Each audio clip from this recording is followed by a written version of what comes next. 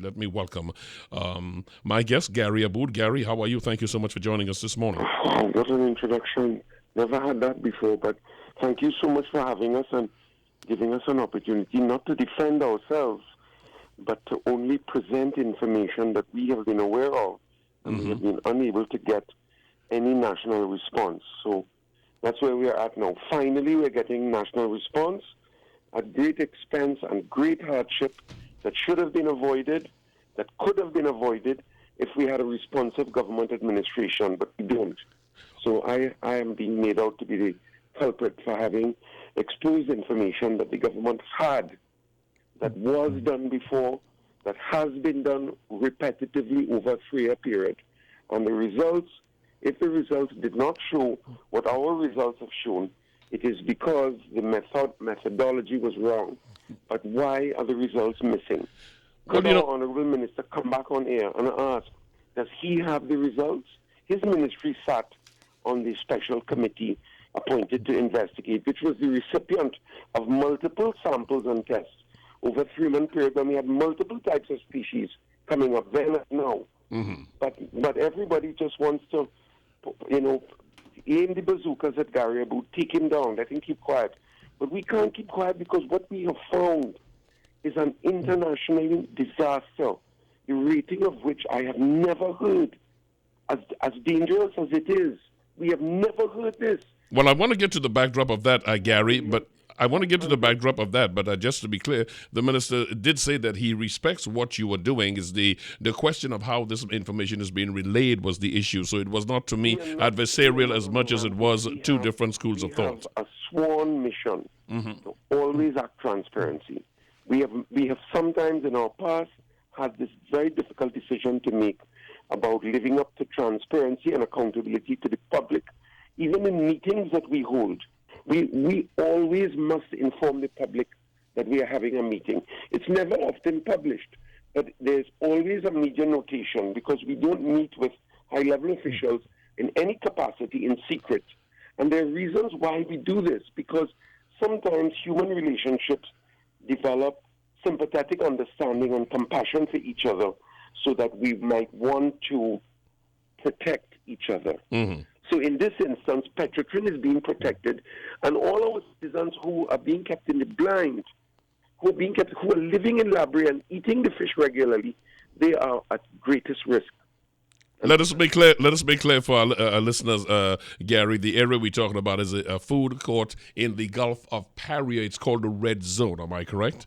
Well, Petrotrin coded a designated red zone, and when there was, on December the 17th, a massive oil spill that moved south of Pointe-à-Pierre, and which government themselves admitted it was 8,000 barrels. It might have been 80, because of course, psychologically you could understand that they would want to minimize the national concern, and there was major concern because the way the tides move in a clockwise circular motion, that the tide pushed down as it rubs the coast moving south of Pointe-à-Pierre, it pushed down onto Labrie. So it got into the mangrove, and the government were not prepared. Petrotrin will caught with their pants down. By the time they dispatched airborne and vessels to go and spray the core exit, the oil was already almost on shore. So they did not have booms or sufficient booms to contain the oil offshore, and their response was very poor. Now, I am a shareholder in Petrotrin. I don't want Petrotrin to use money, but I am a shareholder in the lives of our people in Trinidad and Tobago. These are our people. To use the Minister of Energy's words, these are our countrymen. And many people seem to forget that and get divided with all sorts of divisions and forget that, wait, we have an obligation. We have an obligation to each other. Now, our obligation to the fisher folk, it's an obligation we have to the most responsible fisher folk. Not somebody who's willing to sell a fish that he knows is contaminated and is deliberately willing to shrimp trawl in the area, knowing that the species are turning up with unusual marks and symptomatic marks that they've shown up with for years, and continues to shrimp trawl in the area, continues to pull seine in the area, knowing that some of the fish you're pulling up already decomposing but alive, and seeing it with your own eyes. How could you have confidence in the fish that you do catch that does not have lesions?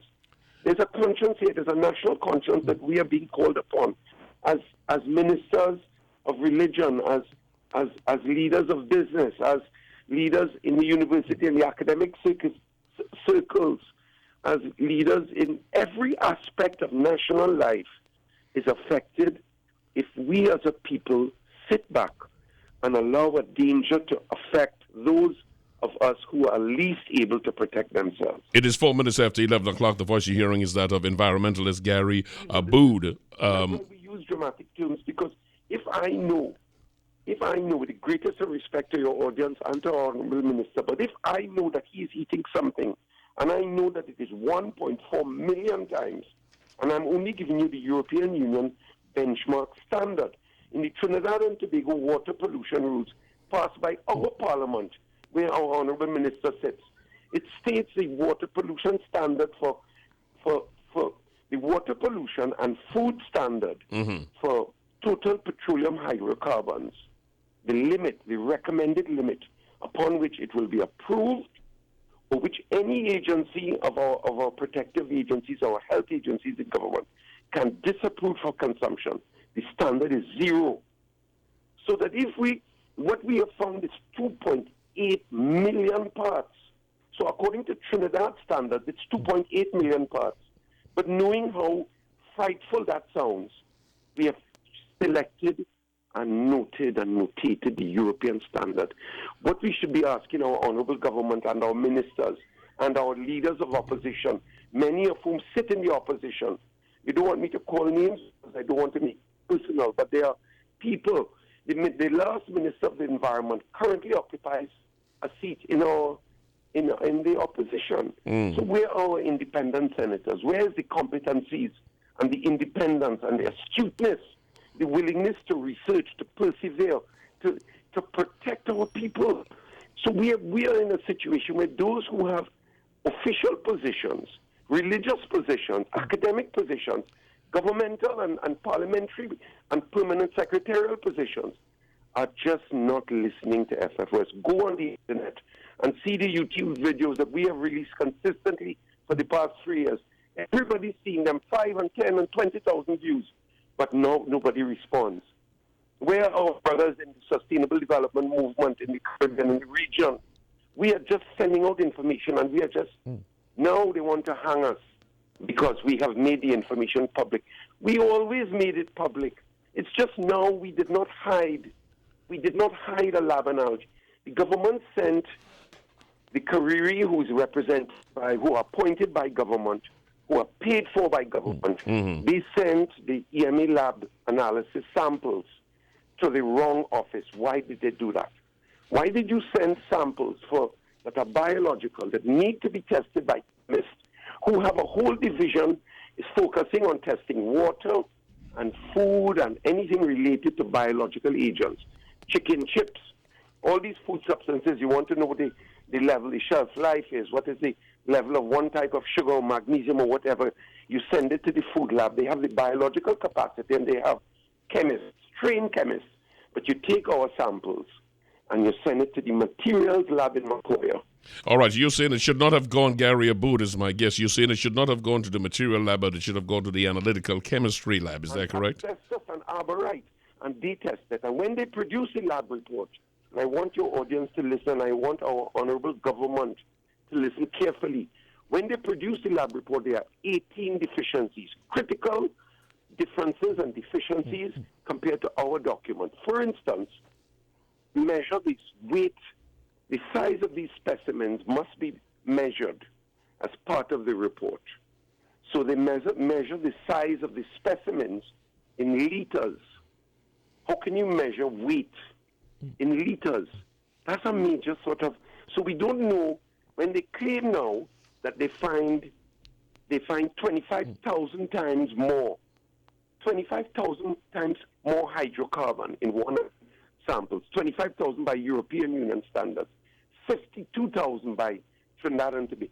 That is no small finding, but then there's a problem because they don't state where they found it. The lab analysis must tell you the different parts of the animal will have different levels.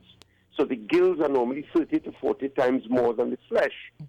for instance, as an example, because it collects and it sticks there, but the body filters it, so to speak. So not all of it makes it into the flesh, but the lab analysis does not state where they found it. And then it's numbered page 1 of 2, page 2 of 2, page 3 of 2, page 4 of 2. Then it refers to appendices, and there are no appendices attached. But the most glaring, shocking thing about it, not that it's not signed and that it was supposed to have been signed by an engineer, is that because it claims on the first page that the samples were delivered on August the 4th. Mm-hmm. But on the second page, each time you have an analysis, you have to state what date you did the analysis. That is a normal requirement. The analysis was done 9 days before, on July 25th. So now there's serious credibility issues here of a cut and paste document that is not signed, that has made major flaws in the presentation. They claim that the animal has no core exit in it. Mm-hmm. But we look at the manufacturers, it's called the MSDS sheet. The MSDS sheet gives you all of the details of the composition, chemical and otherwise, the structure, shape, how it's made, everything regarding a product. Environmentalist Gary Aboud. Gary, if you're hearing me, just hold for just 1 second, because we did try last week to get in touch with the EMA. This divide is something that we have to come to some solution. The minister who preceded you mentioned that we don't have all the means to do the testing, and some testing will be sent out. But looking at the EMA report for Thursday, they released a statement that said a range of tests conducted on water, sediment, and fish samples from the affected area was sent to Kareri, and they were only able to detect TPH, or total petroleum hydrocarbons, in catfish samples. The report goes on to state that the EMA, the results of tests for parasitology, histopathology, and the compound co-exit, which is really an additive that's used to disperse oil spills, they ran their tests into that, and at the conclusion, they are saying that they did not detect TPH in sufficient quantity to create an alarm. Well, I have all of the documentation, because we never speak about a subject unless we have gathered at least all of it. Mm-hmm. And the EMA report claims that the TPH is not at an alarming figure, but it is 50,000 times more than the Parliament of Trinidad and Tobago stated is the maximum limit for water or food for human consumption in Trinidad. 50,000 times more, that catfish. But it's not credible data, because it's 50,000 times more than a liter measurement, because the fish cannot be measured in liters. And then that data, there is, what I'm saying to you, sir, and what I'm saying is that the EMA apparently are not, or were not, sufficiently capable to analyze the report that was produced by Kareri. When I spoke to the managing director of the EMA, and I walked her through the deficiencies, that the samples were collected on August the 2nd, mm-hmm. but the analysis was done on July 25th, that they're measuring the size of the specimens in liters, which would suggest that they would have purified the samples, which is totally absurd.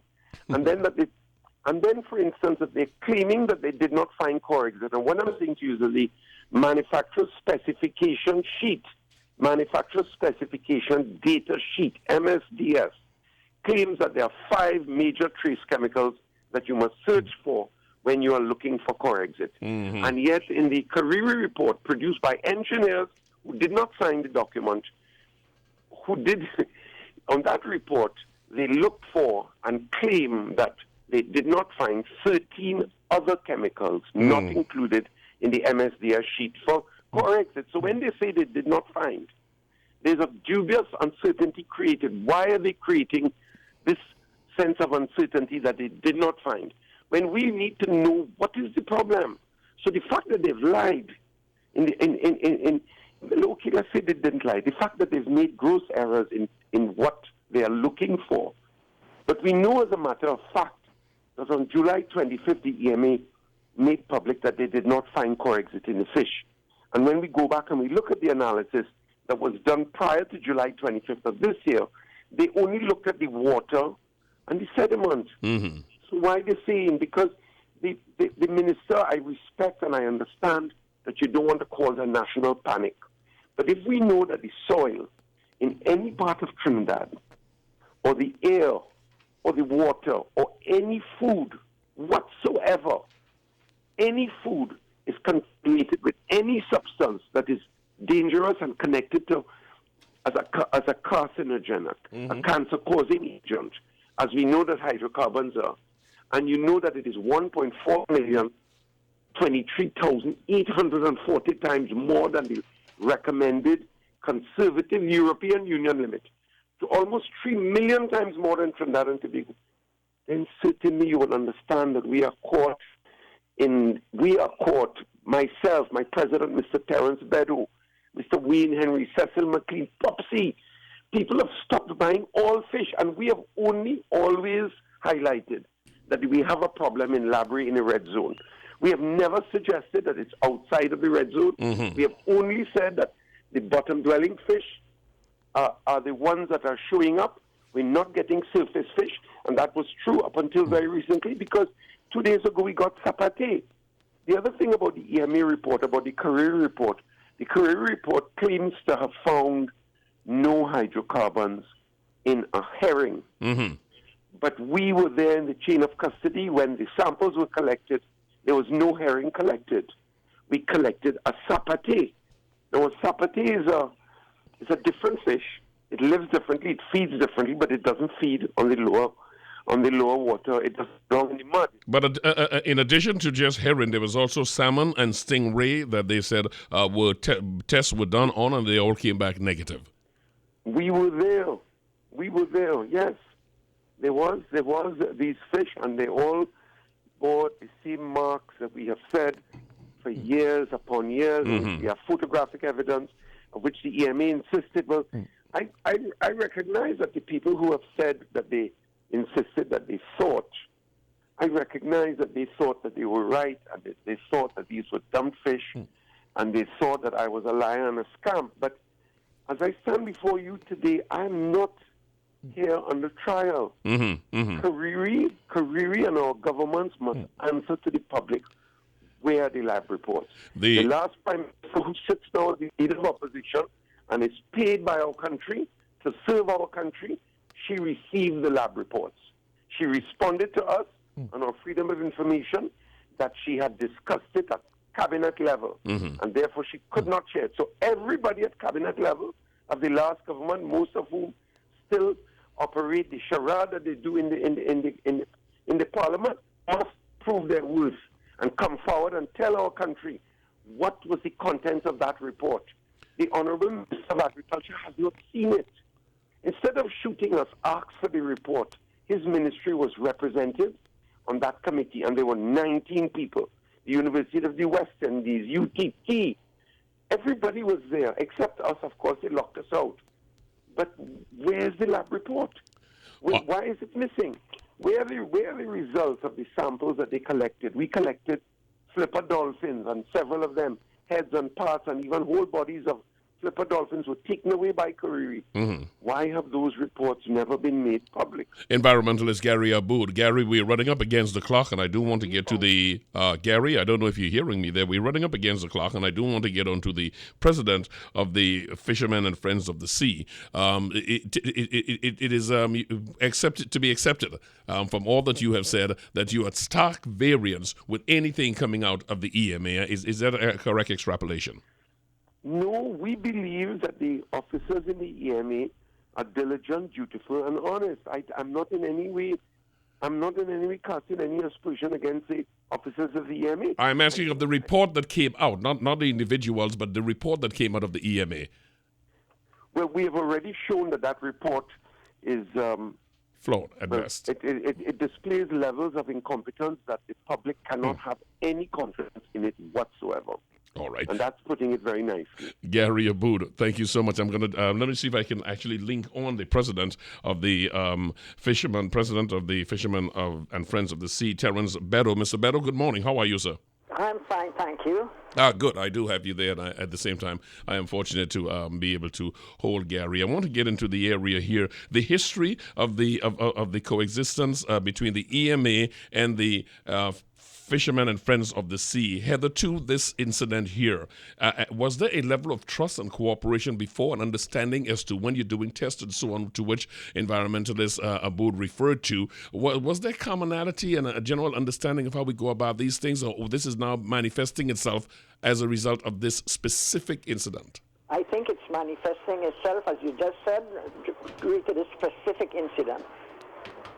But our approach has always been to defend the function of the EMA in Parliament, in legislation.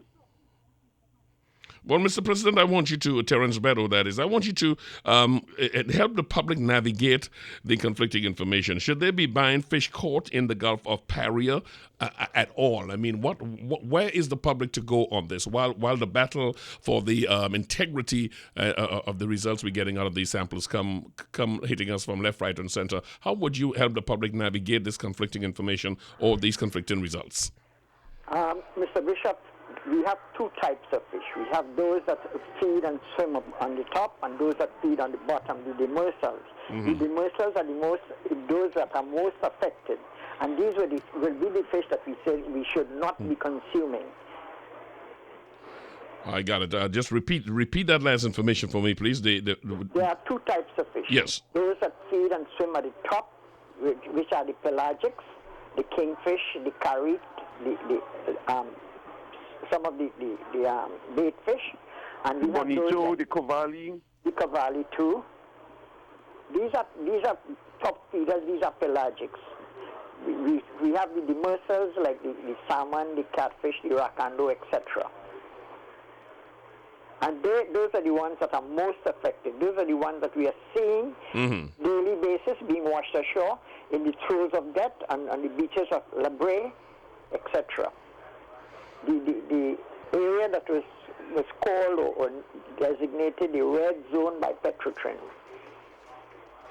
Well, it is not, the divide is not that great. I'm encouraged to hear that this is only manifesting itself in this way because of this latest incident. The minister did say that there is agreement, and I gather you are privy to this information, that the testing will be done out of the Trinidad and Tobago because Kareri does not have the infrastructure, the facilities to do these extended tests. Is that something accepted by both you and Mr. Aboud? As long as we are sure that the samples that are taken are the samples that are being tested, and they're being tested for the tissues that are being tested. Terrence, I don't know what Ms. Regis is saying, but I have faith in her integrity. I think that it's a bit of misinformation. UTT has the ability to check for the polyaromatic hydrocarbons. Kareri does have the ability to check for total hydrocarbons.